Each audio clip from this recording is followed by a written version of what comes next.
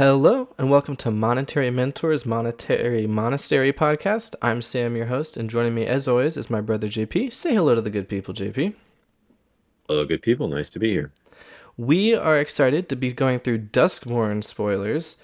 Pre-release is this weekend. I don't think I'm getting out and doing it. I love doing pre-releases. I don't think I'm making it for this one, which I think is in some way related to my general, I guess, lack of interest in the set's the wrong word, but like whereas Bloomborough captured my fancy with its cute, endearing mice folk, scary stuff has never really been my cup of tea. How do you feel about this set just generally?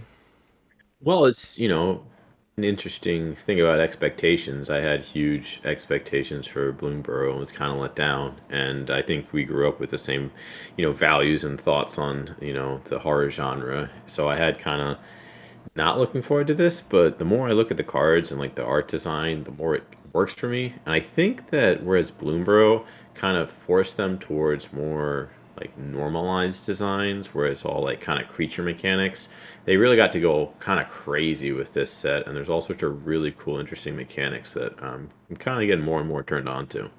Yeah, that's fair. And I think Bloomborough, speaking of pre-releases, the limited format, one of my least favorite in years, just felt so on rails. And like if you got the bonkers synergy pieces, then you were unbeatable. And if you didn't, you lost everyone who got all the bonkers synergy pieces.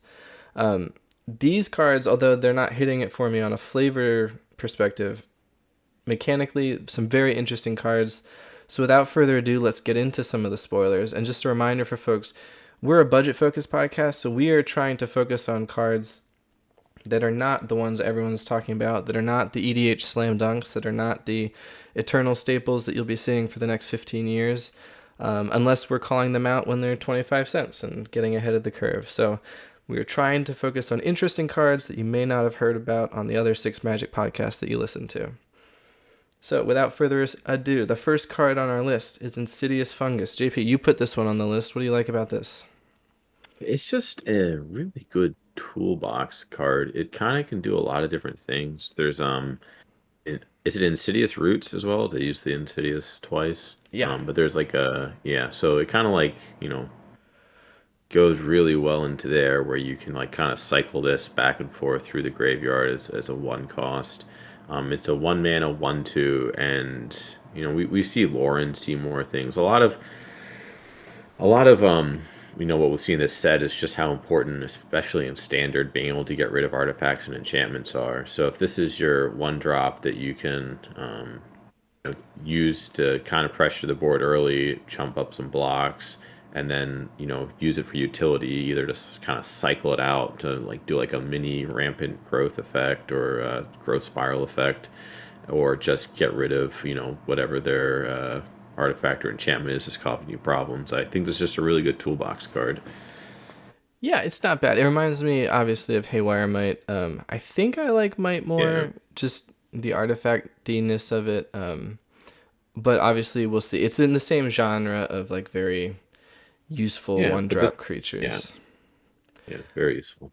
Speaking of not necessarily useful one-drop creatures, but maybe win you the game one-drop creatures, this next card is called Valgavoth's Faithful. It's 1 black mana for a 1/1 human cleric, and it has one ability. 4 mana, sacrifice Valgavoth's Faithful. Return target creature card from your graveyard to the battlefield.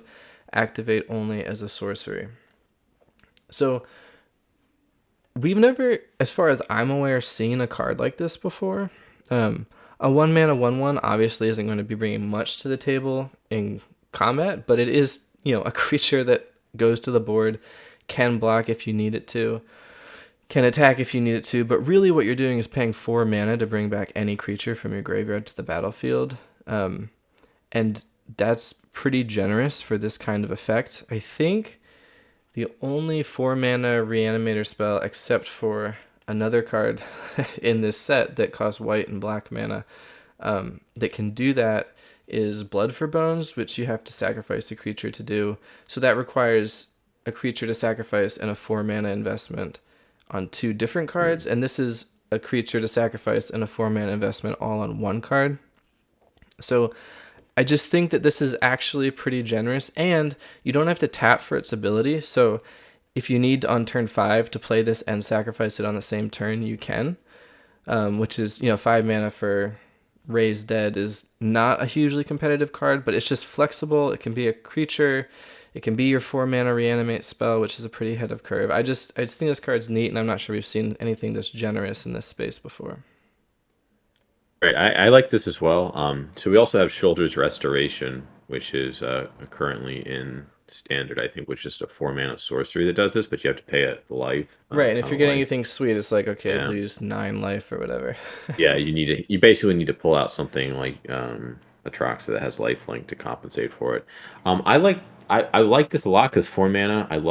I even think 5 mana is still like a good rate to reanimate something. And then I was kind of down on it because like, oh, you're gonna play this on turn one, and you can discard. It just gets you like quicker to the actual reanimation, but they see it coming. So if you're a reanimator deck, then they probably don't have anything better to use cut down or shock on. But then I was like, well, if you just play it on turn five, you're gonna hold priority after the creature hits the board and be able to activate this, kind of like a planeswalker. So it is just a 5 mana reanimator spell, and also whatever creature synergies you have of it dying and coming back, and you can reanimate this for if you have something that's less than uh, mana value 3 or less, or pay life equal to its mana cost, and they make like a little cycle going on. So I think it's a cool card. Yeah, another cool card. We have Cynical Loner. So this is 1 and a black for a human survivor. It's a 3/1, and it says it can't be blocked by glimmers, which I think is largely trinket text, unless you're unlimited. But then it has survival. At the beginning of your second main phase, if this card is tapped, you may search your library for a card, put it into your graveyard, and then shuffle. So this is an entomb effect on a 2 mana 3/1. All you have to do is tap it. So obviously attacking will tap it, but we also have Convoke. We also have vehicles.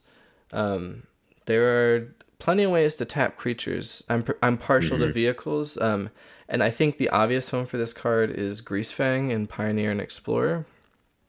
Yeah. Because this can get Greasefang in your graveyard if you have Can't Stay Away to bring it back. It can put Parhelion in your graveyard. It can put Can't Stay Away in your graveyard if you need to use the flashback. Like, it just gets whatever piece you're missing and puts it in the graveyard on a 2 mana 3/1 body, which ain't half bad. And that deck obviously has chariots. It could run smugglers, copters, reckoner, bankbuster, all kinds of vehicles that this can crew. That 3 power is kind of a key breakpoint for vehicles, especially bankbuster for this one. Yeah. Does that deck still run Rafine's Informant? It does, yeah, it does. Yeah, I think that's good. Potentially replace that. I like it in those. I don't love it so much in standard just because the things that it works well with, such as Reanimator, kind of need enough like a lot of moving pieces on their own to like put this and this. So I think that like discarding from your hand is essentially going to get you what you want if you have like a discard effect. Um, but yeah, this it's really I like the art. I like the. I'm interested to see what that card can do. Great flavor text quote. Great flavor text quote. All right, we have another 2 mana uncommon. So this is Floodpit's Drowner. It's 1 and a blue for a Merfolk 2/1. It has Flash and Vigilance, and when it enters, tap target creature an opponent controls and put a stun counter on it. So that means the next time it would untap, you remove the stun counter instead.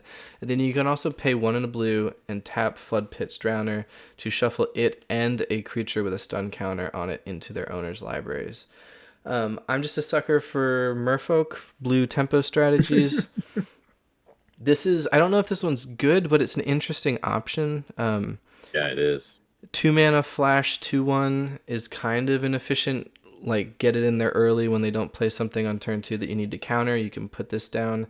If you're trying to navigate creature combat, this is gonna tap down like either someone they were about to attack you with, or something that you want to attack through on the crackback. And then in like worst case scenario, this is kind of like a 4 mana removal spell in mono blue that you can pay for in 2 installments of 2 mana. To say nothing for if it synergizes with like other ways to put stun counters on things, which it probably won't. Stun counters aren't like a theme you typically build a deck around. But it brings its own stun counter to the party. So this is neat. I don't know if it's going to be good, but this card is neat. Yeah, I like it. It's kind of interesting. There's a lot of 2 mana 2/1 flash flyers in standard. I didn't even realize the Merfolk thing. It has yes boobs, no face, which is not a Merfolk design that I've seen yet. So it did not trigger that at all. It is But definitely a pretty, creepy haunted house version of Merfolk. yeah, yeah, yeah. Not my cup of tea. Maybe lipstick. Does it have lipstick on? I don't even I'm know. gonna assume that's blood, given the Ooh, nature blood. of this I don't set. know if you get that kind of like maybe that's blood. Does it have teeth? Yeah, All right, bloodstone teeth. yeah, let's not worry too much on it, and let's go on to the next one. Sure. We've got Nashi, Searcher in the Dark. So 2 mana, 1 blue, 1 black for a legendary creature, Rat Ninja Wizard. It's a 2/2 with Menace. And whenever it deals combat damage to a player, you may mill that many cards. You may put any number of legendary and/or enchantment cards from among them into your hand. If you put no cards into your hand this way, put a +1/+1 counter on Nashi. So this is a neat little card because I think 2 mana creatures don't have to do a lot to be amazing. And so I think this falls into that category of a card that if you play it and they point a removal spell at it, they spent 1 or 2 mana to answer your 2 mana creature, that's fine. If they don't answer it, this is easy to attack through whatever your opponent's doing because it hits the board early and it has menace. Um, and then the first time it connects, you're milling, which is card advantage if you care about graveyard synergies at all. You're drawing potentially 2 cards off of that if you hit legendaries and Yeah, enchantments. Or you can choose to just make it a 3/3 menace that can get in next turn and mill 3 cards and kind of keep the damage coming or the value coming or whatever you're looking for. And I specifically like this card for my maybe like number 1 pet deck, which is like Slogurk Legends in Sultai colors. gross, So I'm gross. thinking Rona, Herald of Invasion, Nashi, and Slogurk, Shieldred, Airtie, the Raven Man, maybe Gissa, and then Gross. like a bunch of the Kamigawa Channel lands, which are also legendary.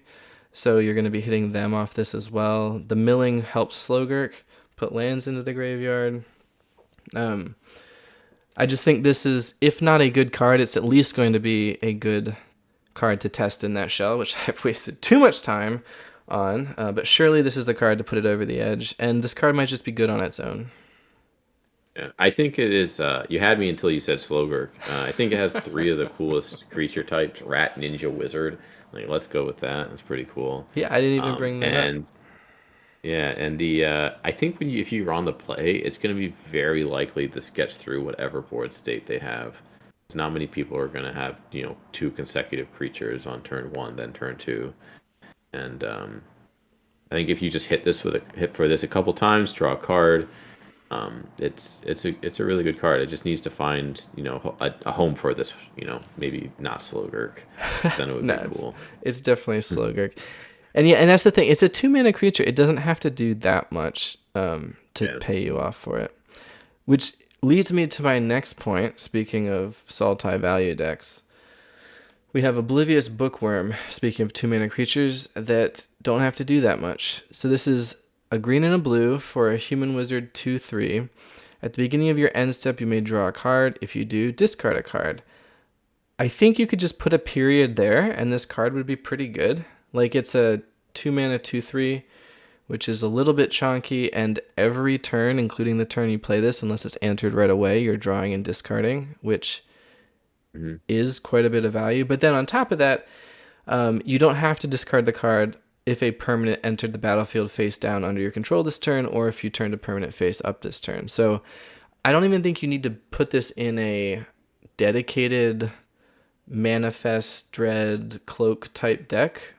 I think just the drawing and discarding at every turn, including the turn you play it, is fine. And kind of a wild stream of value from a 2 mana 2/3. But then added Yeah. bonus if you have a cryptic coat or something in your deck that you're playing anyway because it's a Yeah. good card, then you have the opportunity to just draw 1 or more cards off of this. Yeah. I think this is.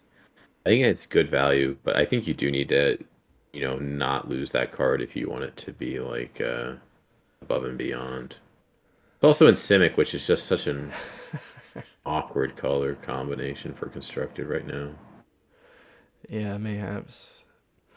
Something that's almost the opposite of Simic. We have Razorkin Needlehead. So this is 2 mana, red and a red. So 2 red mana for a human assassin 2/2. It is first strike during your turn, and whenever an opponent draws a card, this card deals 1 damage to them.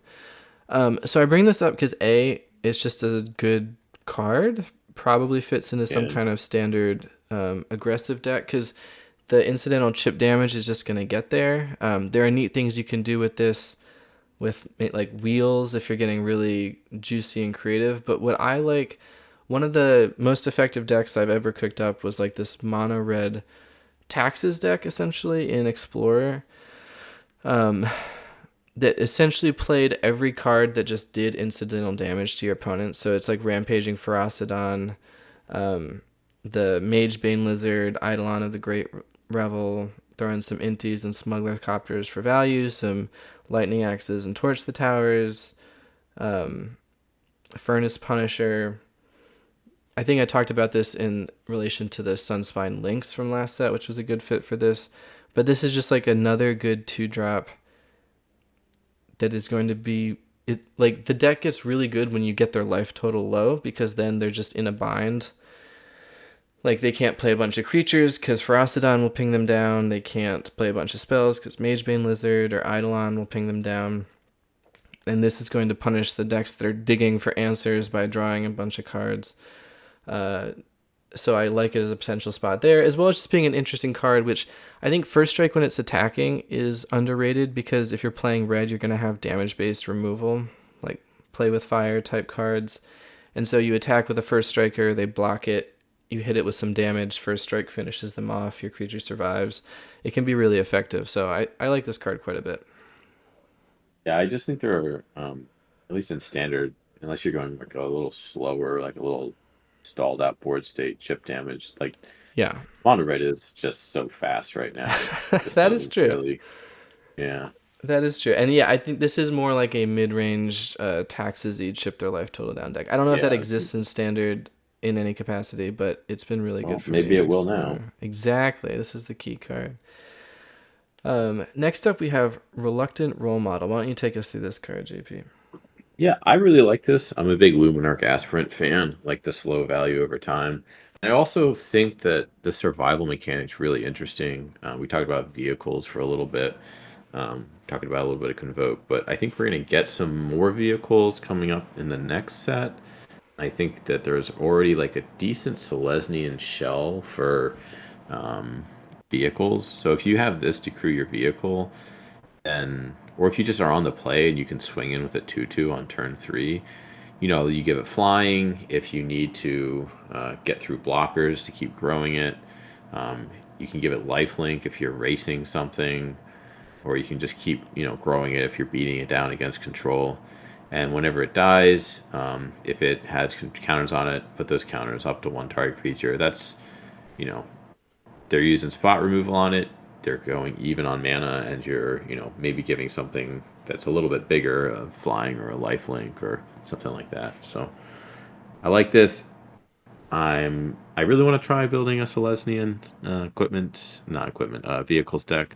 So hopefully we can get some of these going. Yeah, you're a little bit ahead of me. I want to talk. Let's actually skip ahead and also do Defiant Sure. Survivor here. Yeah. Because this was my plan to talk about that exact same thing. So this is Defiant Survivor. It's 2 and a green for a human survivor, 3/2. At the beginning of your second main phase, this is the survival mechanic. If this creature is tapped, Manifest Dread, which I don't know if we've talked about Manifest Dread yet, but I think it's going to blow people out of the water, like how good this mechanic is. Yeah. It's a free 2/2, but it also you get to look at the top 2 cards and put one of them in your graveyard, which is a form of value that helps you make sure that the thing that you have face down is a creature that you can flip over later more reliably versus just Yeah. being a total shot in the dark. Like I think Manifesting Dread is going to really impress people as a mechanic. And so I like this card for exactly what you were talking about with that like Selesnya vehicle shell. I put one together in Pioneer around in Pioneer because they have Bankbuster and Smuggler's Copter, but there's a 2 mana legend from Outlaws of Thunder Junction. I think it's like Miriam or something, but it's like the signpost uncommon. It's a 2 mana 3/2 that like vehicles have hexproof, and whenever you attack, I'm just gonna pull the actual card. Here we go. So it's 2 mana 3/2. As long as it's your turn, mounts and vehicles you control have hexproof. Whenever a mount or vehicle you control attacks, put a +1/+1 counter on it. Because that's another thing we've been talking about. Vehicles, mounts exist, right? Out the wazoo. Yeah, mounts. Mounts was the other one I was thinking of. It's mostly mounts that I want to put into the Celestia deck. Yeah, in standard, I think Hall Creeper. No, sorry, Survivor, Reluctant Role Model. I think these are two great starting points. There are other good cards that I think can fill out the like things that you want to be tapping with your mounts and vehicles. Yeah. Yeah. I don't know if it's a tier 1 Pro Tour deck, but it's a super cool playing with your friends deck and grinding arena deck. And Yeah. I'm totally with you on that one. So I like Defiant Survivor quite a bit. Next up, so Silent Hall Creeper was a card we both had on our list. I'm Oh gonna my gosh, it's so good. Go Well, ahead. okay, so I'm gonna tell a story, and All right, all right. I'm curious if you had a similar experience or are about to have a similar experience live for our listeners. Okay, All right. so I read this card. So it's 1 and a blue for a 1/1 that can't be blocked. Okay, and then whenever Mm-hmm. it deals combat damage to a player, choose one. Put 2+1/+1 counters on Silent Hall Creeper. Draw a card, or Silent Hall Creeper becomes a copy of another target creature you control. I spent days looking at this card being like, this is the best card I've ever seen in my life. Like, this is going to be banned. It's unbeatable. It's broken. I can't believe that they printed it. And then I saw that it says choose one that hasn't been chosen. So you only No, get each mode one time. And no, so I definitely saw that text and so my experience with this first time. card is my evaluation of it has been anchored so high, having missed that text the first 30 times that I read it, that now I'm like, well, it's obviously less good than that, but it still seems really good. But am I just like experiencing like Survivor by like the lingering effects of my this is the best card they've ever printed? I just feel like my ability to evaluate it now is totally thrown off. But you seem to like it even knowing what all the words on the Yeah, card no, I mean. I thought you were gonna tell me a story about a Silent Hall creeper, and I was gonna be like, No, no, no. No, I mean uh, this might be that for some you're people on about to Arena. experience this right now. I was like, No, no. I was wondering if yeah, no, I you. think this is amazing because you kind of like want to just do them in order. Like, Yeah, all right, now I have a 2 mana 3/3 unblockable. Like, okay, that's pretty pretty gosh darn good. good. Yeah.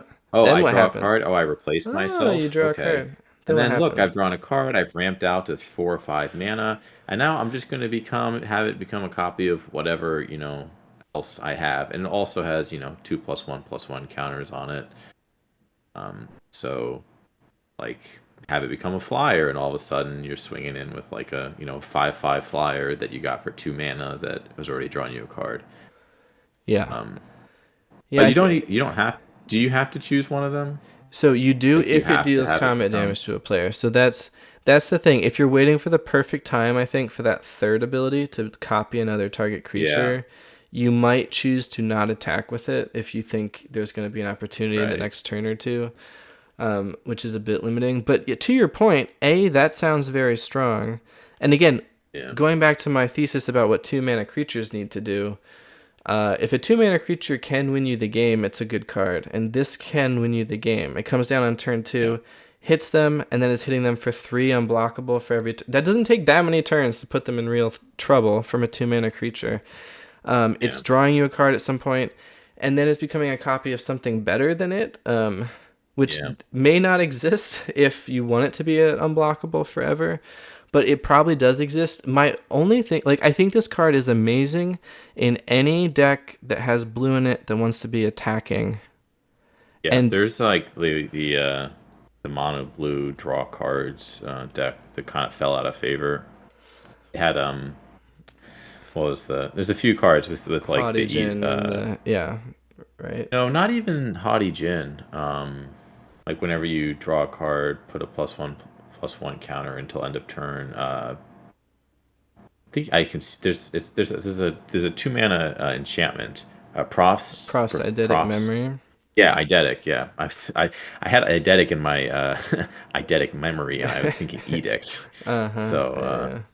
yeah, I just think it's because it draws a card, it gets +1/+1 counters, and then you can have it become a copy of another, non-legendary creature that's going to get buffed up by.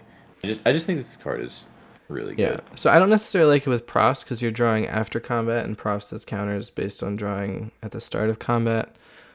Sure, sure. I mean, I like it in any blue deck that's attacking, so maybe it plays profs Yeah, anyway. that's the deck in general that I was thinking of. But I'm picturing like Dimir mid range in like Explorer, Pioneer, which I talk about all the time. But I'm sure the equivalent thing in Standard, where like if this is your turn to play, it gives you so many options. Because like if you play like a Graveyard Trespasser on turn Yeah. 3, you can hit them with this for 1, and then just on turn 3 have 2 of whatever your like great 3 drop is. Like Yeah, then you're just like streets ahead. It's like, but and that's like a use case, right? Like yeah, this yeah. card, if you're in a pinch early, can just swing in for 1 and draw you a card before Mhm. anything else happens. Yeah, I love this card. It's probably the first one I'm crafting, and I'm gonna jam it all over the place. Yeah, I think it's great. All right, we talked about Defiant Survivor. Here we have Hauntswood Shrieker. So why don't you read this card for the people because it does Sure. a It's lot. a 3 mana, 1 and 2 green creature abuse beast mutant, and whenever it attacks, you manifest dread. Which you look at the top two. One can go on the battlefield face down. It's a 2/2, and the other goes into the graveyard. And then you can pay to reveal target face down permanent. If it's a creature card, you may turn it face up. So On a 3 mana it's a 3/3. 3/3 body. Yeah. Yeah, So the downside that's obvious is that it takes 2 green mana to cast, and we don't like green. It's just not that great. And the upside is that you basically and best case scenario attack. It's a 3/3, so it might live if you get an attack in off of it. You put something big and scary off the top 2 cards onto the battlefield, and then you can pay 2 mana to get that essentially for free. So incredible upside.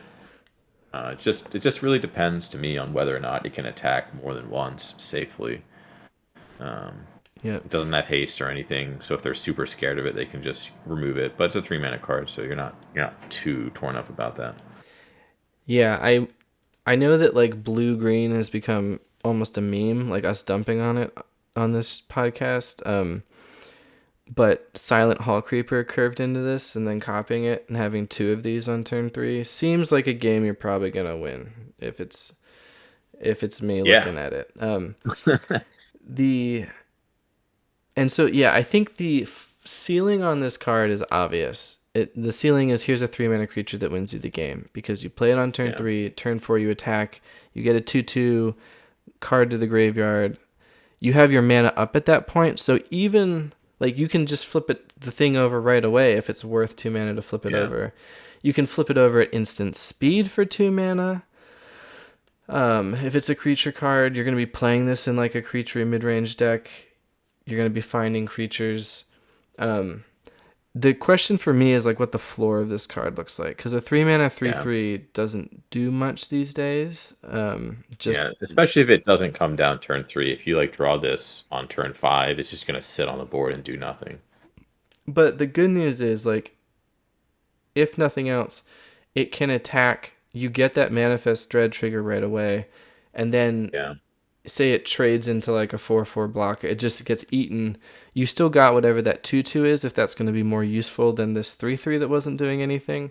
And you like when it's blocked and about to be eaten, you can pay that 2 mana to flip over whatever you yeah, hit off this, or whatever else you've manifested dread for. If you have other yeah, things that do that in your deck, um, card is potentially amazing. yeah. Um, it's very big between like this the floor and the ceiling. There's a huge difference between it. Right. And sometimes people look at that floor and say like, "Oh, it's unplayable." But if the situations where it's not unplayable, it just wins you the game on the spot, sometimes that is playable. Yeah. I mean, 3 mana 3/3. It's a lot. You're allowed to play it. All right. Next up, we have the Jolly Balloon Man. Read this card for us. It's got a lot of words Oh, on it. with joy. It is the Jolly Balloon Man. 3 mana in Boros. It's a legendary creature, human clown. It has some amazing creepy artwork that I just love. It has haste. And for one and a tap, you create a token that's a copy of another target creature you control, except it's a 1/1 red balloon creature in addition to its other colors and types, and has flying and haste. Sacrifice it at the beginning of the next end step. Activate only as a sorcery. And it's a 1/4, so it's got a big butt. It's going to stick around. And wow, I don't think this card is like competitive here, but I love it. It's I a love what really it can cool do. card.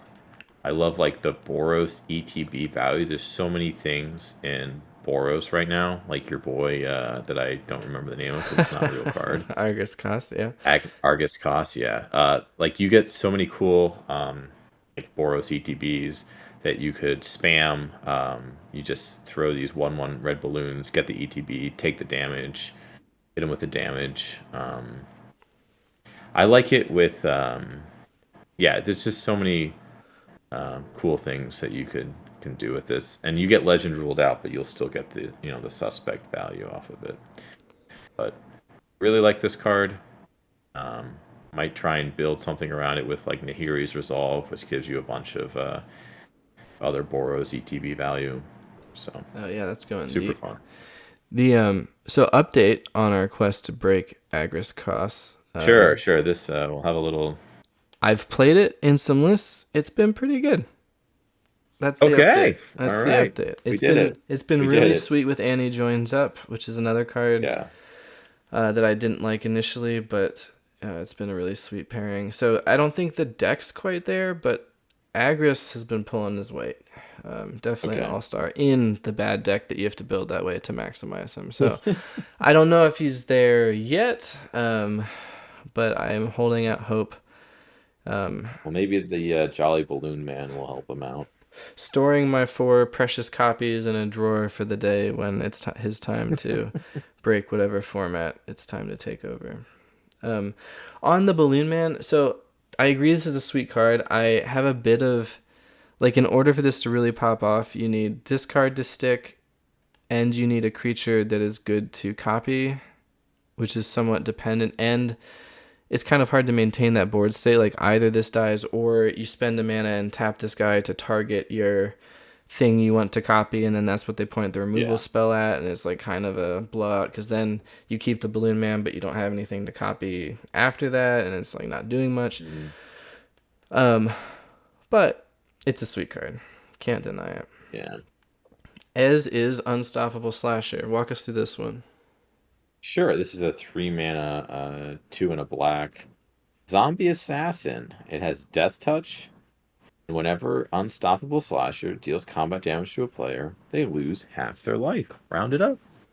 When Unstoppable Slasher dies, if it had no counters on it, return it to the battlefield tapped under its owner's control with 2 stun counters on it. It's a 2/3 body. So, does this just win with Bloodletter of Aclazotz? Can we have Yes. a rules check? It just Pretty, play pretty this turn sure. 3, Bloodletter, turn 4, swing. They have to, chump it or die, or they, you know what I mean? Like, that's pretty quick, you know?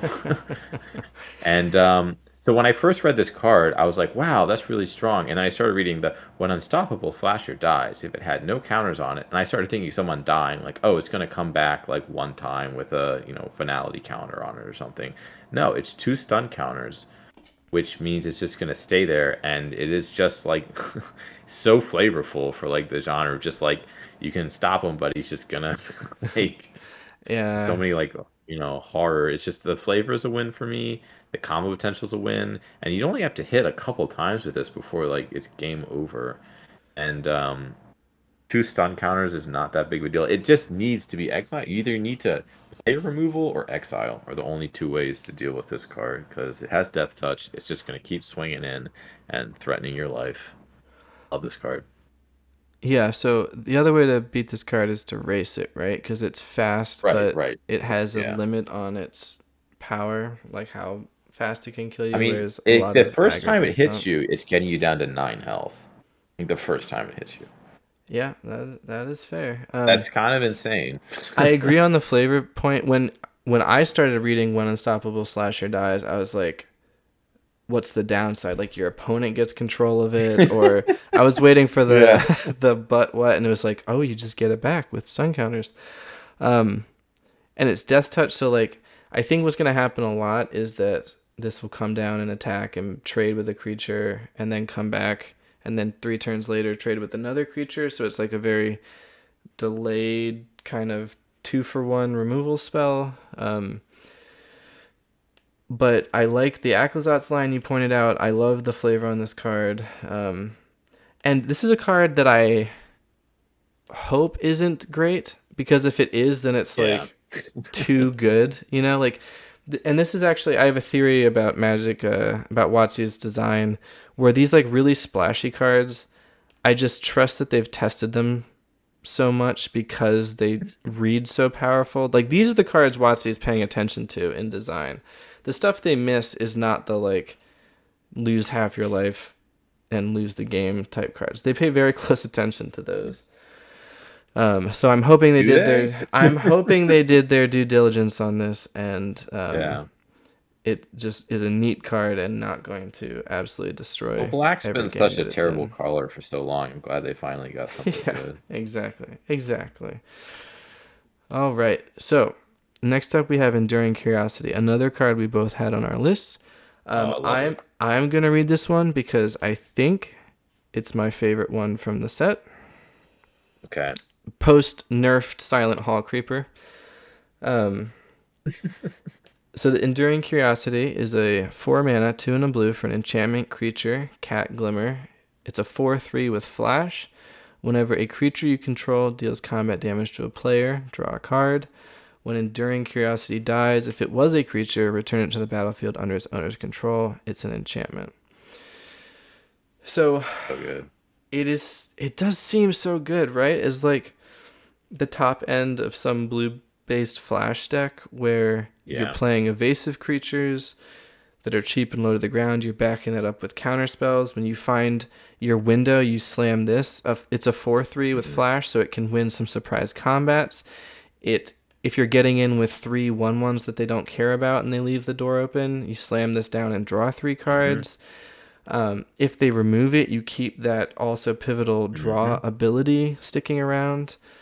Hmm. Um, like by itself, say you have nothing else going on, you pass the turn with 4 mana open, you slam this end of turn and get in and draw a card with itself. Yep. I just think this card, like something's been missing from those flash style decks, which are one of my least favorite decks to play against, going back to Simic Flash from like original Eldraine standard. I hated that deck. Oh my gosh, I love that deck. The werewolves and stuff. Oh, Yep, so nice. yep. Um, but that hasn't like made it to, like explore or pioneer yet for some reason. I keep waiting for it to. Um, there was a 4 mana flash creature that was like 5/3 and it had hexproof if you hadn't cast a spell in the turn. Yeah, That came yeah. out recently It's that I gonna go in thought that deck. I thought The might, Sphinx. yeah, the Yeah. Sphinx. I thought that might be the card to do it. Now I'm more convinced this might be the card to do it because this just seems awesome. So I've been playing a blue-white flash. There's so many like flash creatures with the Aven Interrupter and the Malcolm, the pirate Malcolm, and so many ways you can just leave up mana and just keep putting, either if they play anything worth countering, you counter it. If not, you just sneak in another little chip damage attacker and just keep pressuring that life total. And I think this goes really well in that deck. And I'm looking for some. There's a couple cards in this set that I think are really gonna, go to that play style. So I'm really interested in how this one plays out. Yeah, I'll also say I love this art. I'm not even like a cat person, like You are not a remotely. cat person. No, No, you are not a decidedly cat not a person. I cat can confirm. person. But like I just like this art. Like it's not that it's a cat, it's just cool art. Like the blues, the orangey yellows, just Yeah, striking and awesome, and I think this card rocks. All right, next up we yeah. have Ghostly Keybearer. So this is another 4 mana blue creature, 3 and a blue for a 3/3 flying spirit. Whenever Ghostly Keybearer deals combat damage to a player, unlock a locked door of up to one target room you control. So I only bring this up because if there's a room, and I didn't do the legwork to find it, but I like a lot of them are a cheap spell and an expensive spell, Yeah. and if you are unlocking even just one expensive room with this card, it pays for itself like a time and a half over. Like that's just like an infusion of 4, 5, 6 mana out of nowhere.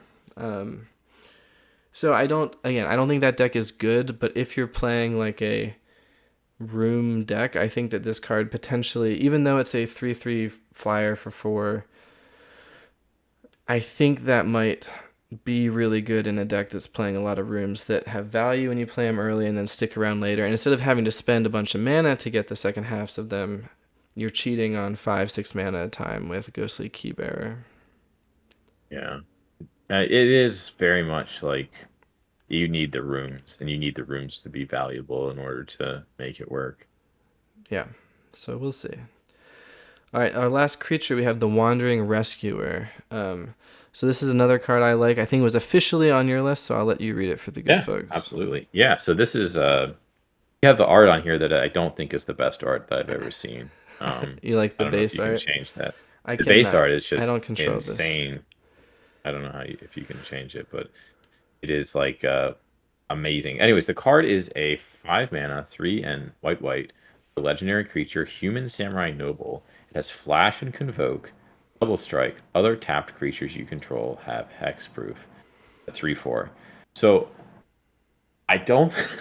It says convoke on here. I don't think this is what you want to play in a convoke deck. I just Agreed. maybe you can play one. I'm just gonna warn you. Like I don't think it's actually what you want to be convoking. I think you either want to be swinging out. Like you're not. That deck doesn't need just like one more creature. Because whatever its best creature is just going to be blocked by the two creatures the other people have to block with. But it is a solid beater. 3/4 double strike is pretty sick. I think this is just really good in maybe even the the we're talking about Blue blue White white Flash, baby. flash. I think that'll actually I had the Wandering Emperor as a planeswalker in that deck, and I think this actually like might be good enough if you just even if you just get 2 mana off of it and can play it for its flash, and you can give something hexproof, right? Because like you say, oh, you have this creature that I want to get rid of. I'm going to use a spell on it. And you say, no, actually, that's going to be an untargetable land that helps me cast my 3/4, double strike. Called it land because it gives you a mana essentially for convoke. But I really like it in that. I really like it in like a mono white or a Boros. Like this could go in Argus deck. Oh yeah, it Um, can. I like it there. I really have been enjoying the Bruce Tarl. I'm the only person in the world that plays it. I played in the Boros tokens deck as a 2 of, and I think it is sneakily just an amazing card. So that gives you 2 bodies, and this can make it hexproof on the next turn. So I just really like this card. I don't actually think it's that good in terms of like competitiveness, but I really like the way that it's promises to play, and I really love the artwork. And if you want to craft a few and put it in your Boros list, you may, but I'm just going to warn you, you probably are not going to be impressed. Well, I'll say this. I agree that I don't see this as a convoke deck card, but I Yeah. think this, if you get even just 1 mana, 1 or 2 mana off of this for a flash creature that's a 3/4 double striker that packs a punch. If you're playing it in an Enduring Curiosity deck, you're drawing 2 cards out of this one, baby. Ooh. But I'll also point out that like it complete. Not only are you like kind of flashing it in to save a creature that a removal spell is pointed at, but the other tap creatures you control of hexproof thing is a like static ability, right? Yeah. So it kind of blanks all sorcery speed removal if you're playing a deck that's attacking all the time with whatever target they would want to be Yeah, removing other than yeah, the Wandering Rescuer. yeah. Except Agrascost because he has Vigilance because he's so good. Um, Uh, but yeah, I think this card is sweet, and I do like it more in that like blue white flash list or some kind of mid rangey deck as like a 2 of top end, kind of blow them out on their attempt to remove one of your yeah. creatures, get a 3/4 double striker, and go from there. All right, next up, entering the spells, we have Coordinated Clobbering. Why don't you read this one for us? Sure. This is a 1 green for a sorcery. You can probably tell by the coordinated clobbering title it is a fight spell. Tap one or two target untapped creatures you control. They each deal damage equal to their power to target creature and opponent controls. So this is, I just want to talk about this. A very interesting, like they've been trying to make fight spells like viable for a long time. Um, and this one, I think, is a step in the right direction. I don't know if we're quite getting there. I think the downside of having to tap the creatures is pretty big. Mm-hmm. But the main downside of fight spells is either one, what you're trying to kill is bigger than what you're trying to fight with. With this, lets you deal two of them, so you can team up and do a 3/3 and a 4/4 to kill an Atraxa. And there's no fight back. It's just a bite spell, I guess you would call it. Mm-hmm. Um, and the other upside is that a big downfall of fight spells is it's a walking 2-for-1 where you say, I'm going to take my thing and kill your thing. And they're like, actually, I'll play my 2 mana spell and get rid of your thing and fizzle your other card. And it's an absolute blowout. So Yeah. if you have two creatures that could each kill it, then it's an upside. So I think it's almost good enough. And I think that I kind of wish they hadn't made you have to tap them Yeah. because if you didn't have to tap them, I think this is absolutely like now fight spells are good, which I think it's really been what's holding green back as a color is not being able to really interact with creatures. So I think this is maybe good enough to put like green back on the map. So But there's a card from Ikoria that's like Swallow Whole. I think it's like 1 white mana, exile target creature, but you have to tap a creature when you cast it, and it's a sorcery. Um, and that never did anything because I just think tapping a creature is too much of a tempo loss. Like, ideally, you're playing these cheap removal spells to get majorly ahead on tempo in the game, like yeah, clear their blocker and swing in, right? Um, and this just isn't doing that. It's a sorcery, which is pretty limiting. So I don't think this card. I agree, it's an interesting design. I'm glad you brought it up, but I don't think this card is going to get there. so on the swallow hole thing, first of all, it's in white, so white actually has options to remove creatures, and then you have to. It only exiles target tapped creature. Okay, So I okay. think Yeah, I was forgetting stuff. that's Yeah, a that's a very reasonable difference. sure, sure. We'll see. We'll see. I Yeah. think tapping, like if you tap 2 creatures for Yeah, this, that's normally you tough. play the removal spell when you have a board like this, so you can get in for lethal. So having to tap them in order to, or maybe it's good for survival. I don't know, but I think it is a downside. But I'm just keeping my eyes on these green fight spells because we had one from I think it was Wilds of Eldraine, which I was pretty high on, but was pretty doubtful on too. So maybe it'll work out one day. So the last card I cut from this list to talk about today was a green red fight spell in this set. Um, Hmm. that you like chose your creature, their creature. If you have delirium, you put 2 counter +1/+1 counters on your creature, and then they fight. Yeah, Um, and I almost like that for the same reasons you like this. That like maybe this is the fight spell we've been waiting for. Being in Gruul colors is a lot more limiting for the decks it yeah. can go in, and obviously got cut from this list. But it was just like it was. They've been doing some really interesting things with almost making fight and bite spells good enough, but hasn't happened yet. Hmm. Maybe a card that is good enough via its inclusion on Hey, this hey. list. Trial of Agony. Walk us through Trial of Agony. Sure, it is. Don't think too much about the art or the quote. That Somewhat kind of card. horrifying. Uh huh. Trial of Agony is 1 red sorcery. Choose target of 2 target creatures controlled by the same opponent. That creature chooses one of those creatures. Trial of Agony deals 5 damage to that creature, and the other can't block this turn. So I think this is really good in red decks that want to attack. And we just talked about in the green fight spell. Normally, you're playing these spells when you want to, ignore the opponent's board and swing in. I always love these red effects that make people unable to block. I think it's super valuable, and you're essentially killing one creature and making the other one can't block. So you're 2 mana getting two creatures out of the way. Sorry, 1 mana getting two creatures out of the way, permanently killing one of them, and you're getting in for a chunk of damage for 1 mana. So I think this is really like this could be really good. It's possible. I see the use case. And this was a card that I almost put on my list, so I'll tell you why I didn't. Hmm. One, Yeah. I think they're just probably better options. We're talking, we have Torch the Tower.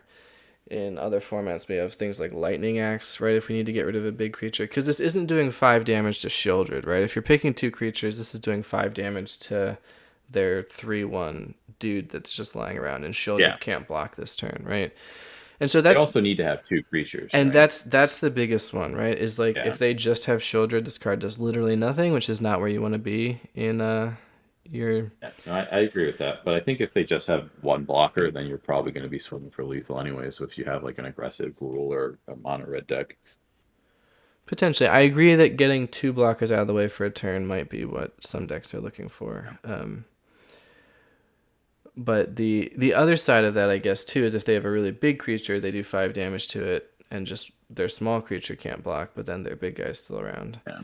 I guess having taken 5 damage, so maybe then it trades, but it's Yeah. I I just mean, think if the they like have a Trox on limits. the battlefield and you're mono red, you probably already lost.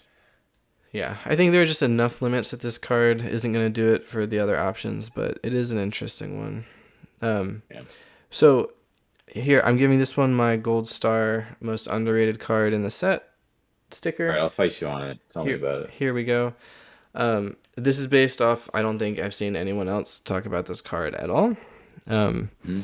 but this is Valgavoth's Onslaught. So this is X, X, and a green. It's a sorcery. Manifest Dread X times, then put X +1/+1 counters on each of those creatures. So this is two things going for it that I think are keeping it off of people's radars. One, Manifest Dread is a new mechanic, so it's hard to understand exactly how potent it is. I tend to think it'll be extremely good, but it's hard to kind of imagine what it's going to look like in practice. And Hmm. two, spells with two X's in the mana cost that then do a thing, it's like hard, again, to visualize what it looks Yeah. like. Yeah. So let's just walk through what this card actually does. So for 3 mana, you manifest Dread. So you look at two cards, put one into play, one in your graveyard. The in play card is face down. It gets a +1/+1 counter. So that's 3 mana for a 3/3 with upside. A card goes to your yard. It's maybe a creature you can flip over later. Hmm. Okay. At 5 mana, this gets you two 4/4s from the top 4 cards of your deck face down that you can flip over later and puts two cards in your graveyard, which is value in and of itself. 5 mana, like top end of a black green mid range deck, 5 mana, two 4/4s with upside seems incredible. Like, because it doesn't need anything else. That's just like what it does by itself from one card. Make for 5 mana, one card, two 4/4s with upside. And it also plays really well if you're going to try and get creative with it in shells like transmogrify effects, indomitable creativity effects, right? Because this is a way to make creatures without having creatures in your deck. But I just like it. I'm picturing that like black green standard deck with two of these at the top end as a 5-drop. Heck, at 7 mana, this is making you three 5/5s with upside. And I don't think you're ever going to get there, but I think it not being the worst card to play on 3 mana and being very good at 5 mana means that this is a very good card. Right. So I did think through all these things that you were when you were talking about it, and I just don't like 5 mana in the black green Golgari deck right now is Aquazotz, and would I rather have? So I'd rather have Aquazotz on the battlefield, or I'd rather be playing my Vraska and just winning the game. The the upside of that is that one of those things that I manifest could be an Aquazotz. So With two counters on you it, know baby. the yeah. So I'd still rather just have the Aquasons, You can't you play know? Aclazotz at 3 mana though, and you can't play them at 7 mana. I think Okay. like maybe you'd rather just have the Aclazotz. I would maybe rather have the 2/4/4s with upside. But like I at least there are other powerful things to do at 5 mana. Sure, absolutely Yeah. true. But I just think like this is undoubtedly a really powerful card in its own right. Like what do we have Mm. that's 2/4/4s for 5 mana plus the ability to maybe flip them up if anything good's in your top four cards and put two things that might be useful in your graveyard. Yeah. I just don't know at on turn 5 how useful 2/4/4s are. I don't know. I think it could be good. I think it could be good. We'll have to see on this one. We'll have to see on this one because I think this is kind of on the line. Well, and I don't even necessarily disagree with you, but this is like one of the cheapest rares in the set. Um, Yeah. which we can just talk about that for a second. It's the pre-order prices for this set are bonkers, and I don't understand them. Like nothing. Typically, we just go for the really cheap cards. Nothing's cheap in this set. I just can't wrap my head around it. Everything's like $5 or more. This is one of the cheapest rares, and I don't think it should be one of the cheapest rares. Even if this isn't like a card that is really heavily played, I think it's better than being one of the least hyped rares. I will give it that. It's definitely not the worst rare in the set. Yeah, Definitely not. yeah, I think it's quite good. I think it's quite good. Okay, next up we have an uncommon exorcise. Why don't you take us through exercise? Yeah, I love this card. The 2 mana white card, sorcery speed, which is a big drawback, but it exiles target artifact, enchantment, or creature with power 4 or greater. I think this is such a good uh, option because there's right now there's the Boros list that's running both enchantments and artifacts that you need to remove or you're just going to lose the game. It has the exile clause on it so that it so you get around like if they bring it back with their I forget what there's a 5 mana card that you can bring it back with indestructible on. That's like almost a game ender in a lot of situations. But now you have an answer to that. And then creature with power 4 or greater. There's still Atroxylus running around. There's still stuff that you want to kill, like the Vaultborn Tyrant, I believe, without giving it its death trigger. The problem with it is that it's kind of a dud against mono red because it's sorcery speed. Um, and it's unlikely that their creatures are going to be sitting around with power 4 or greater on your turn. So I really like this. I think it's probably a sideboard card, but if mono red takes a hit and this turns into like a more mid-range format, I think this is one of your best removal options. Yeah, I was really surprised that Destroy Evil saw so much play. Yeah. As a really, really good sideboard card. This gives me obviously very strong vibes of that. That card's still legal in standard. So I Yeah, don't and know it if still sees some play. and yeah, so maybe this is better if that because that gets what enchantments or creatures with toughness 4 or greater. So Yeah. this is basically is trading sorcery speed for being able to get artifacts worth it. Maybe all the Urbrass forges running around might be It worth is it. it's kind of like the preeminent deck in standard right now is the Boros, which I invented, by the way. I believe if you go back to our podcast, I was the one who invented Urabrask Forge with Caretaker's Talent. It was me. It was all And me. Fountainport, you were there. Yeah, I Yeah, think I was there. I was there on the Fountainport train our day listeners one. ran straight to Arena and started Yeah, grinding that deck, and yeah, and you weeks spread the good later, word. Yeah. it really took I'm off. telling you, still the only one running Bruce Tarl. If I ever run out Bruce Tarl, I always get like the hover over by the opponent, and then just sometimes like a nice. That's usually a sign that there's a better card you could be playing in that spot. But I'm No, glad no, you're it's just enjoying Bruce people have Town. closed their mind down to the ox guy. They said, "Oh, it makes Indeed. an oxen." I don't want to deal with that. When you swing in with your restless bivouac and they don't block it, and you do 6 damage with it, and then you get the question mark as they explode, then they don't know how to. Anyways, sorry. No, I understand. I On to the understand. next one. Yeah. So we can be very quick on this one. This card is Say Its Name, 1 and a green for a Mhm. sorcery. Mill 3 cards, then you may return a creature or land card from your graveyard to your hand. That's totally meh. But then it says exile this card and 2 other cards named Say Its Name from your graveyard. Search your graveyard, hand, and/or library for a card named Atsanak, the thrice called, and put it onto the battlefield. If you search your library this way, shuffle, activate only as a sorcery. So that's an activated ability from the graveyard, right? Like it's not a Hmm. resolution effect. So you can do that at sorcery speed anytime you get 3 of this card in your graveyard. This card's just very cool to me. It's obviously playing on like the Beetlejuice thing. Yeah. And it's just like a neat design, but also like if I was just gonna build a deck to like play with the guy next door who says he's like used to be into Magic and we're gonna get out like together and hang out sometime and play very casual Magic, I'd be playing this deck immediately. Like this is just so fun and casual and neat. Um, at Altenac is actually pretty decent in its own right.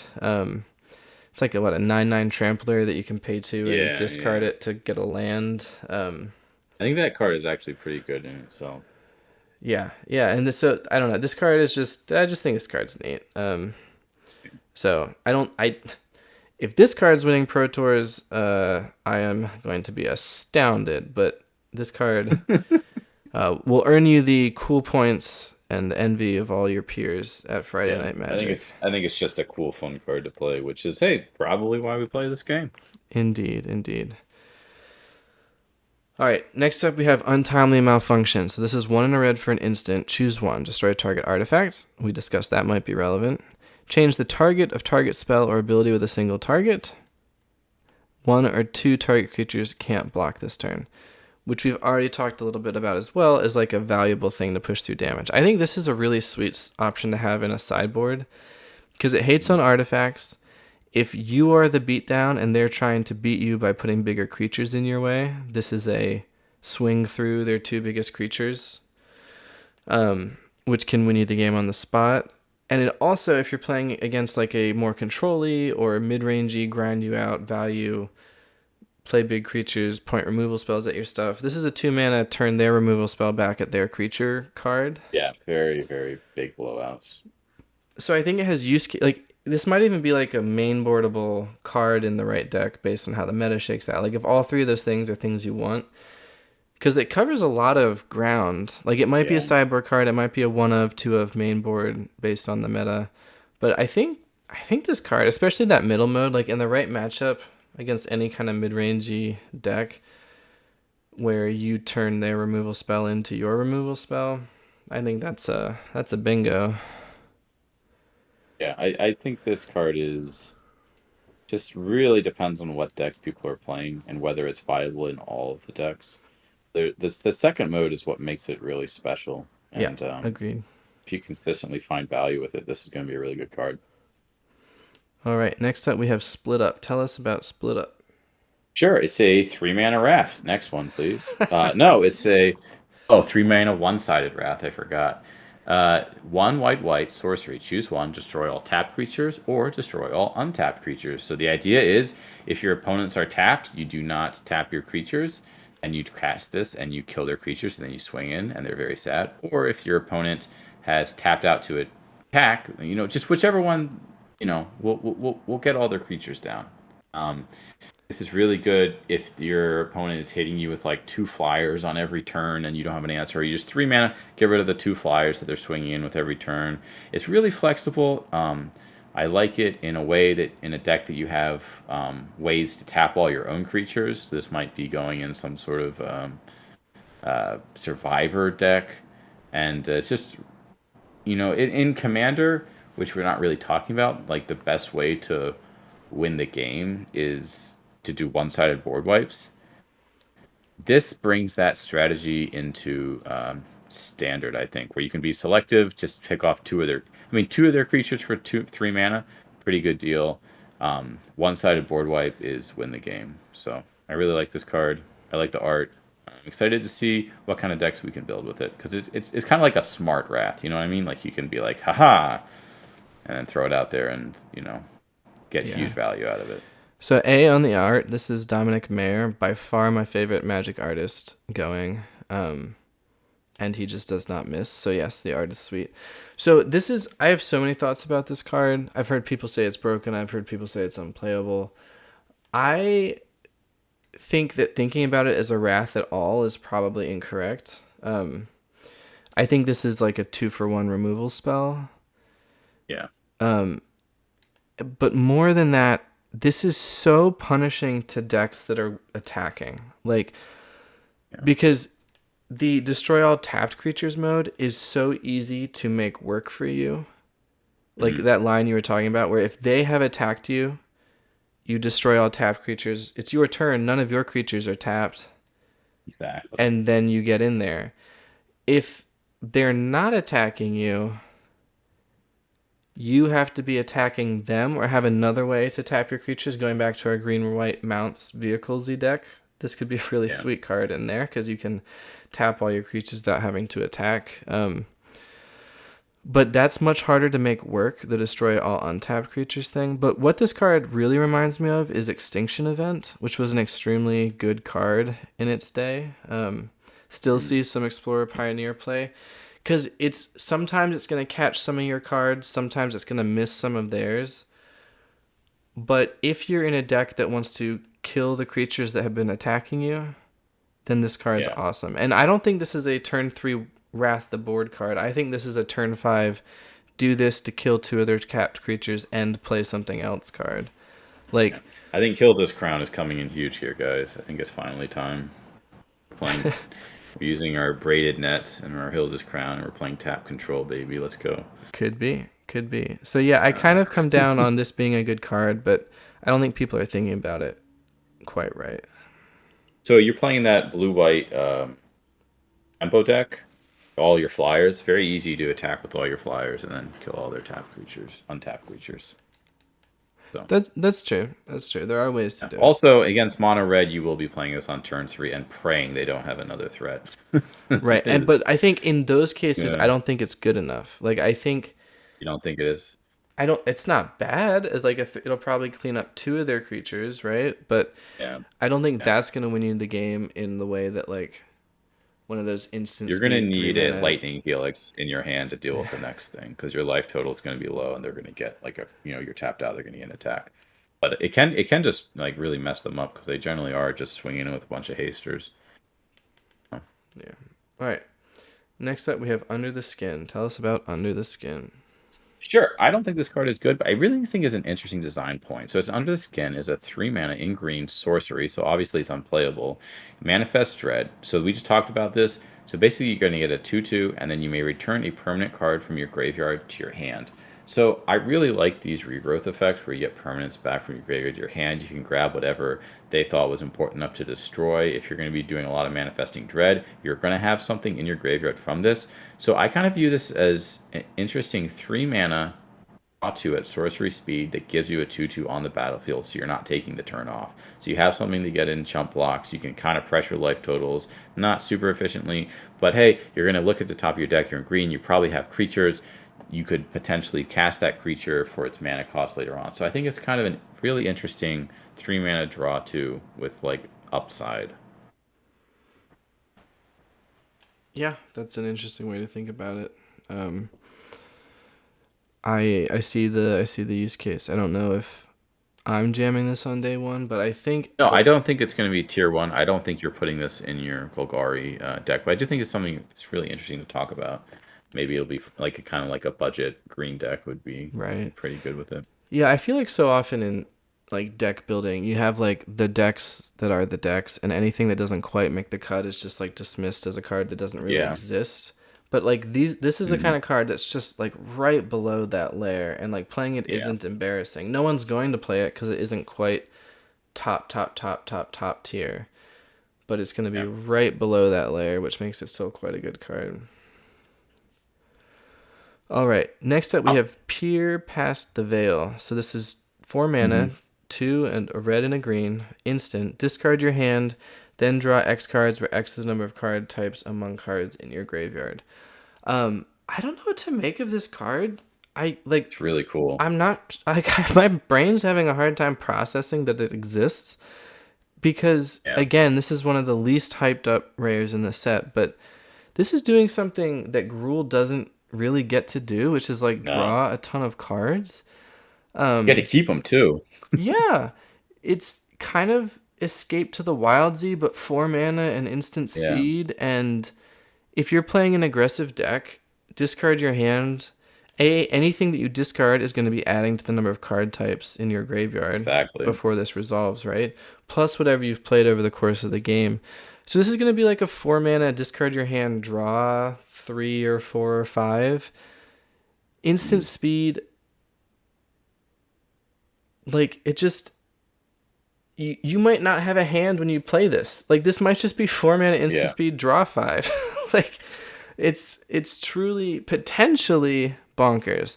I don't know if the deck is going to exist for it, but like this effect existing gives me like strange feelings of like this card doesn't fit and might enable some really wild things that we haven't seen before. Yeah, it's definitely a weird card because it needs like a very specific deck to play where you're playing a bunch of different card types and maybe you have something going on with synergy related to discard. Um, it's just so I don't think it's going to be good because I think the other rule spell like it reminds me of um the explosion card where it's 4 mana and then just like put stuff in the discard and draw, but that affects the board. I think if you're like most rule strategies, turn 4 is when you want to like swing in and kill them. Um, it's just a really weird place. This card is very powerful, but it's there's like two different like latches that are keeping it from being playable. Just to deck construction, and it's just so weird. Well, I think it's all going to come down to if that deck exists, right? Because I think this Yeah, could potentially be in an aggressive deck where it's like the reload turn, or like a sideboard card in an aggressive deck yeah. where after you get board wiped, you have brought this in against control, and then you just draw 5 cards against them. But you're not Um, going to get five, like three, really. Like you're going to have instant because your pub spells, you're going to have creatures, and then maybe you have Fabled Passage. no, I mean, you're discarding your hand, right? So it's even if you're not doing But any what setup what beyond that. enchantments are you running in your what artifacts and enchantments are you running in your deck? You're Erebras not running Forge blank. for starters. I'd play that one. Battles are Okay, still I'd rather. standard legal, right?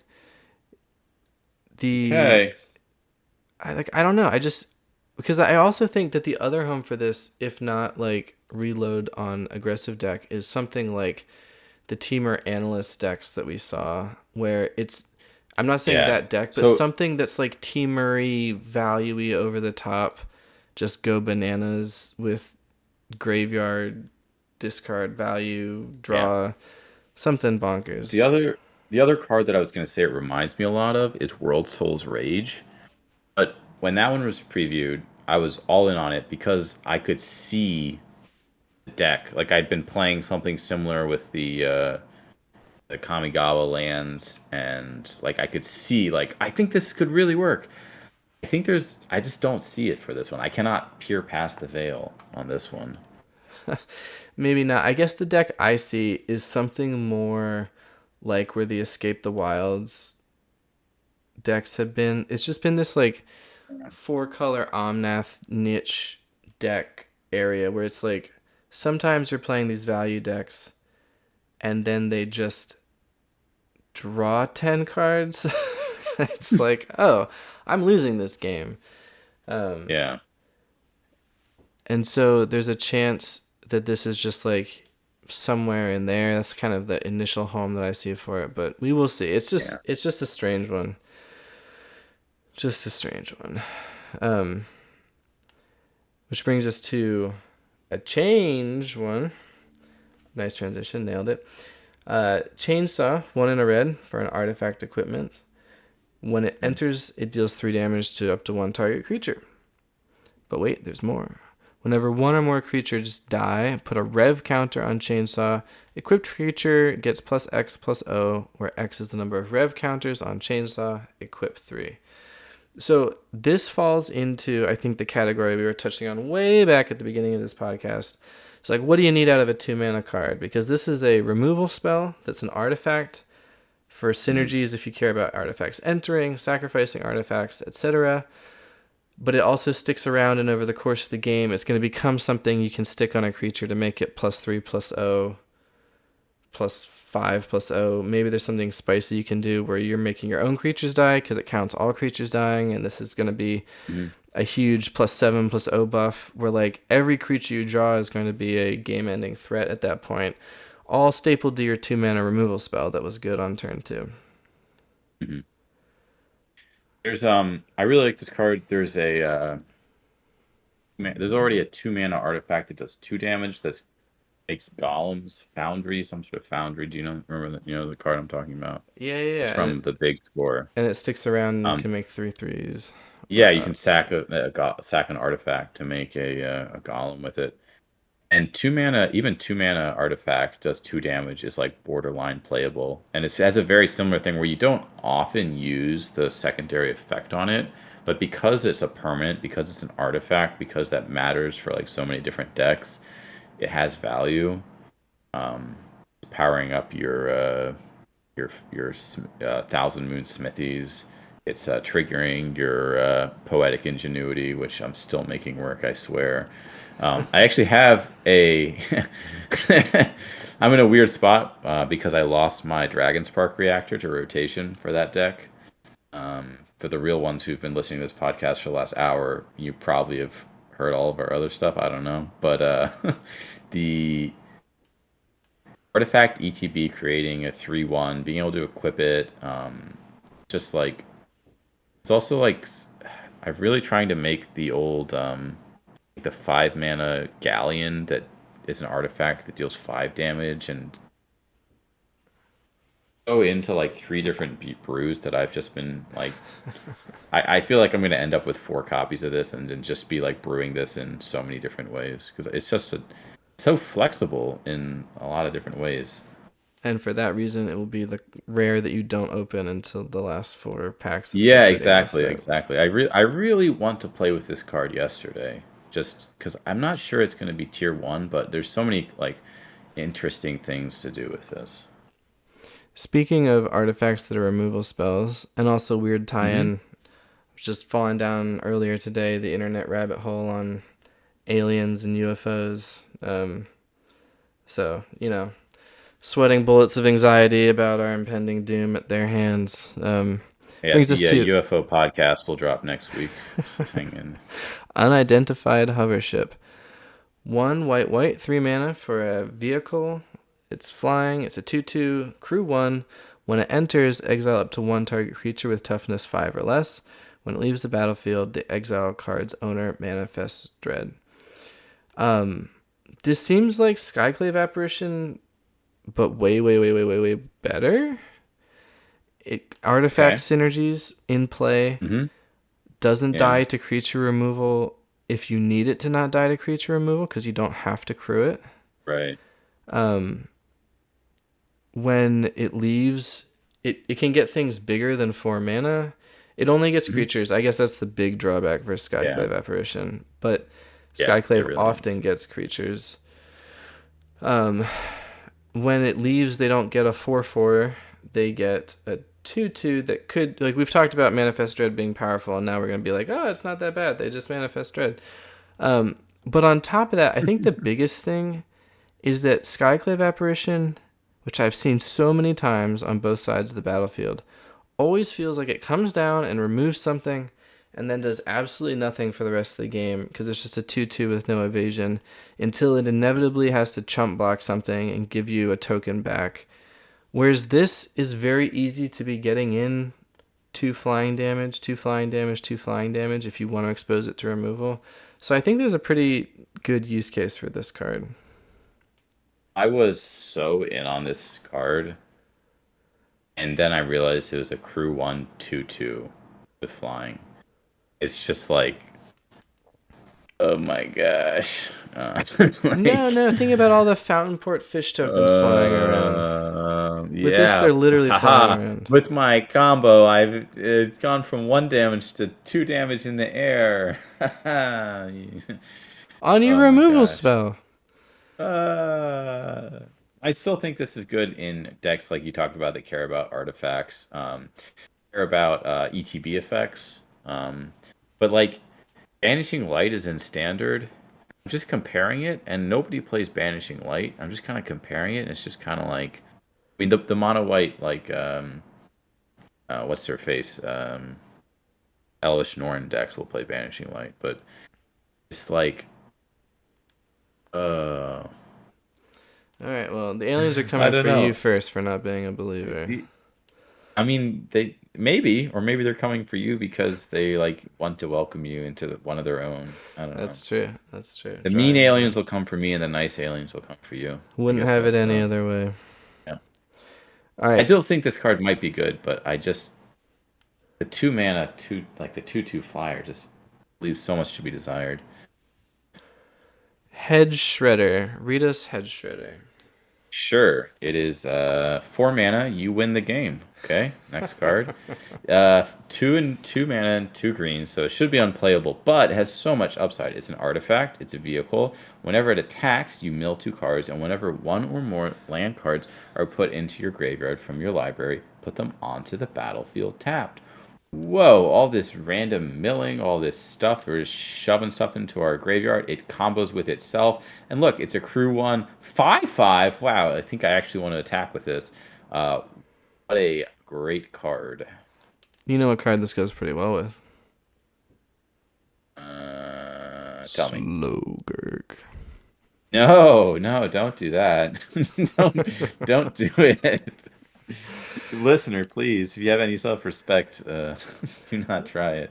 No, I agree. I think this card's pretty sweet. I don't play green cards that put lands into play. Like, I've realized I have Mhm. this weird hang up about them. They're just not me personally. Like, I'm addicted to Yeah. value, and that is value, but it's like a foreign currency to me. Like, I Yeah, it's lame understand other value. people can buy things with it, but it's just not doing anything for me, right? It's like, That's oh, fine. good, That's I'm fine. That's ramping fine. from 5 lands to 8 lands. What am I gonna do with all that mana? Oh yeah. Ooh, gives me shivers. Yeah, not my thing. Yeah, But I recognize that this card is pretty cool.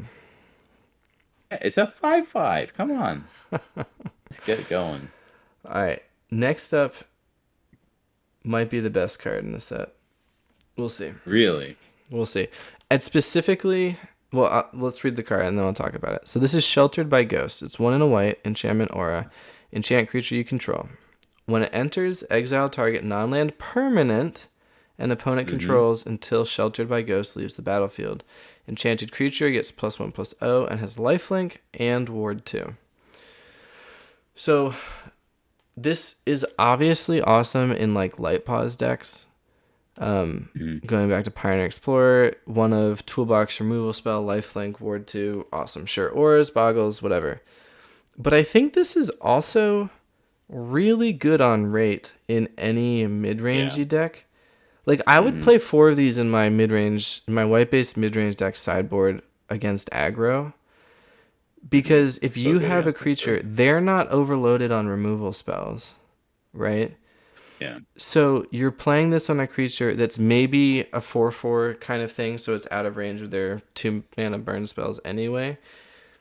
You're Yeah. playing this on a creature, you're taking anything that they have, you're growing a creature, giving it ward and lifelink. It's like good luck aggro Mm-hmm. deck. Like just forget about it at that Yeah. point. But it gets Mm-hmm. any permanent, so it's gonna get rid of Urabrask's Forge. And it has ward 2, which means even if they blow you out with the removal spell at the creature this is on, so they get their thing back, your thing dies, they still had to pay like a lot of mana to do that, which is going Yeah. to, against an aggressive strategy, really slow them down in a way that then Mm-hmm. maybe it buys you enough time because they can't deploy any additional threats to stabilize some other way. Maybe a second copy of Sheltered by Ghosts or something. I just think that Mm-hmm. this card, like getting any permanent, giving lifelink, giving ward 2, only costing 2 Yeah. mana, I think it's awesome. Yeah, so I said really when you said it was the best card in the set because I also think it's the best card in the set. I thought it was on the list because I put it in there and I was gonna have to defend it to you. No. Um, so I do think it's a little so it is super prone to blowouts. They're gonna you're it's insanely prone to blowouts. I don't think Ward 2 is nearly enough to not get blown out. It helps for sure. It's also instant speed, but it reminds me a lot like think about how much ossification got played. So you need to have a creature, right? So you need to have a creature, which is way less easy to do than just having a basic land. But it gets any non-land permanent, okay, and then it's so good against aggro. I think they play like a couple shocks, and then they're just trying to get through with just monstrous rage and all that stuff. Yeah. So it's real, and that is like the best deck in the format, more or Yeah. less. Yeah. So if you if you get it, if it's good against that, it's going to be viable. It gets picked off by temporary lockdown without even, and that's a pretty big card in a lot of standard matchups. I'm kind of down talking it, but I think there's like a really nice home for it in like the white like creature value decks that have protection in there because you make them pay the war too, and then you slap down something else to protect your creature. I'm also kind of interested in just like enchantment auras being viable because we're getting we see this as more and more sets get placed. Like kind of thinking about role tokens in this world, and going back to I'm just kind of revisiting that archetype, and there's more and more support like this being placed, put for it of just like auras being like a thing. Ethereal Um, Armor's back, baby. yeah, so I'm very interested to play with this card, and I think that we're the only two people who are going to play with this card. Period. But I think we'll be carrying a bright torch. Seems really good on Agris cost. The Ooh, tell me so more. another one of my like soapboxes that I'm gonna beat the drum All on right. for like current card design is that it's not about card advantage like it used to be. It's about mana efficiency. Okay. Because every deck has so much card advantage baked into it. Like no one should be running Mm, out of cards with all the modal things they have, with all the lands that are really spells, with all the spells that are really lands, with all the 2 for 1s, 3 for 1s, snowbally, whatever's. So this having ward 2 means that even when they blow you out, with the unless they blow you out when you're casting this targeting a creature, because then they can remove the creature, this goes away. Then they're up on cards and mana. If this is in play and they remove it, they're paying for the removal spell to kill your creature, which they would have done anyway. And then they're paying 2 mana for the ward, which this card costs 2 mana. So it's kind of like a mana neutral blowout. Um, um, so I don't even think that the blowout. Like I agree, this card is prone to blowouts. Every aura is prone to blowouts. mm, Um, but I think the ward 2 does matter just because mana is so important. Um, yeah. but yeah, I'm glad we both like this card. We'll see what Mm. happens. But what if you're playing against Argus and you know how good it is, so you put this down, get rid of their Argus, and then they get rid of your creature, and then they get another ETB from the Argus because of your own creature. Like, Hoisted you by know, my own petard. yeah. Also, like if you're using this to get rid of, there's some permanence in standard that you really just kind of need to balance. We talk about like ETB being like a negative aspect, they get that again. But like if you're getting rid of Urabrask's Forge with this, then all of a sudden it comes back and they're like, "Here's my 1/1 on turn 7. I hope it impacts the board." Yeah. So Well, the other thing it's too, you mentioned temporary lockdown, which is obviously a big yeah. card, but like this also gets rid of temporary lockdown that has 4 of your creatures under it. You know what I mean? Ooh. Like I don't know. This card You just could get rules. back another Sheltered by Ghost with this. Indeed, indeed. All right, time to move on. Yep. We spent a lot of time being sheltered by ghosts. We have our first room card, so why don't you walk us through this one and explain what the heck a room is?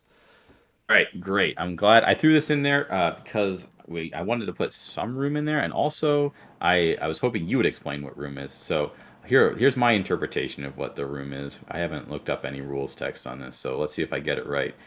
There's two options to play this card. You can pay it for one card, one blue mana, or you can play it for four and a blue mana. And if you play it for one blue mana, it says when you unlock this door, return up to one target creature to its owner's hand. So you can play this from your hand, and it counts if you pay the one as unlocking the door when it enters the battlefield, right? Yep, that's my understanding. Okay, so you get that effect. So it's a one mana sorcery speed enchantment. Bounce any creature, yours or your opponent's, to its owner's hand. And then for 5 mana, you can either play this for 5 mana or have it sit on the battlefield and pay the 5 mana. You get Locker Room. Whenever one or more creatures you control deals combat damage to a player, draw a card. So, what are we looking at here? You can also pay it for the 5 and then pay 1 to bounce something. Right, Right? Like, I think right. if you want to do it that way, you can, but in most game scenarios, you generally play the 1 and then later on do the 5. You can't counter, right? You can't counter the room. It doesn't count as casting. You can just do the 5 and they can't just like play a counter spell, right? Like, Once it's in play, right? It's a like an yeah, yeah. activated Okay. ability. So I think that kind of gets slept on a little bit. You're kind of guaranteed to get this effect once you get the little one down. There's a couple other rooms like that where the big side is like huge or big huger, if you will, and you worry about in the normal situation casting that value piece on an open like into open mana. You'd have to. And they would just counter it. So I like that. But that's not really the point. This card in specific, did I get the rules text right for rooms? Have we learned? As far as I'm aware, we'll find out when Okay, all Arena right. tells me it So doesn't work hopefully that this, way. yeah, yeah. So I like this card specifically in like tempo decks because a lot of your removal in that is just 1 mana bounce a creature to its owner's hand. And then the upside of this is that when you get into the kind of grindier things, you can pay 5 mana to get the effect that we saw on the Enduring Curiosity, um, which is like, and this is an effect that normally costs 4 mana. If a creature does combat damage, draw a card. Like we see this with a little bit of upside in a lot of 4 mana cards, but I think that like being able to play this as a tempo piece, and then if the tempo plan's not the plan for that specific game, being able to just grind out insane value with Locker Room, I like this card a lot.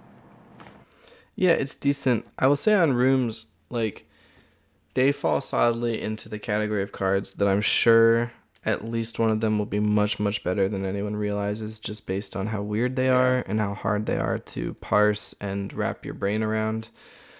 Um, There's a white tokens one that I think is really close to being good, and there's a is it like a removal spell that turns into kind of like a delayed Phyrexian arena that I think could also be good. yeah, So this is my little uncommon that I like.